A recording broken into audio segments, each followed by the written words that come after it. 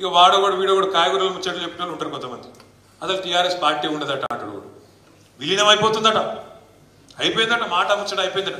ఇప్పుడు కవిత గారు జైల్లో ఉన్నది, నేను అన్నాను పార్టీ వర్కింగ్ ప్రెసిడెంట్ను, మీదకెళ్ళి కవిత అన్నాను, మరి నేను పోయి ఢిల్లీలో లాయర్లను కలవద్దా, బెయిల్ ముచ్చట మాట్లాడద్దా, అవసరమైతే 4 రోజులు ఉండి ఏమవుతుందో విచారించొద్దా, అమ్మాయిని కలిసి ధైర్యం చెప్పొద్దా? గా పని మీద నేను పోతానట, వీడు బీజేపీలో కాలు మొక్కిండు, చీకట్ల బేరం చేసుకున్నాడు, మాకేం కర్మ? నిజంగా చీకట్ల బేరాలు చేసుకుంటే ఇలా కరెక్ట్గా 150 రోజులు కవిత జైలు ఉండి, కరెక్ట్గా మార్చి 15 నాడు అరెస్ట్ చేశారు, ఇలా 150 రోజులు. ఇలా మా ఇంట్లో ఆడబిడ్డ వీళ్ళందరి మాకు నిజంగానే వాళ్ళతో ఒప్పందం ఉంటే 150 రోజులు జైలు ఉంటుండేనా? నేను అడుగుతున్నా, మిమ్మల్ని ఒకసారి ఆలోచించు. ఒక్క కాంగ్రెస్ వాడు జైలు ఉన్నాడే రోజు? ఎవరికి మరి ఒప్పందం లోపాయి కాదు, మనకా వాళ్ళకా?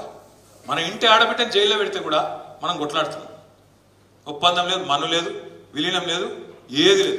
ప్రజల్లో లీనమై పనిచేద్దాం. ఇంకో 24 ఏళ్ళు నిండింది టీఆర్ఎస్, ఇంకో 24 ఏళ్ళు అవసరమైతే ఇంకో 50 ఏళ్ళు ఉండేటట్టు బ్రహ్మాండంగా తయారు చేసుకున్నాం. అడ్డమైన ప్రచారాలు, మనం మాయమైపోవాలని కోరుకుంటే వాళ్ళు చాలా మంది ఉన్నారు మార్కెట్లో. కేసీఆర్ పార్టీ పెట్టిన మొదటి రోజు నుంచి ఈ పార్టీ ఉండద్దు అని కోరుకున్న వాళ్ళు 7 మంది ఉన్నారు. ఒక్కడు కాదు, మనం ఉండద్దు, ఉంటే నడవది, వాళ్ళ కథలు వాళ్ళకి ఇరికి అట్లా కోరుకున్న వాళ్ళు, మనం పోవాలని కోరుకున్న వాళ్ళు, మన పార్టీ నాశనం కావాలని కోరుకున్న వాళ్ళు పోయిన తప్ప మనం మాత్రం మంచిగా ఉన్నాం. 2 ఎలక్షన్లు తెలంగాణ వచ్చినాక మననే గెలిపించారు ప్రజలు.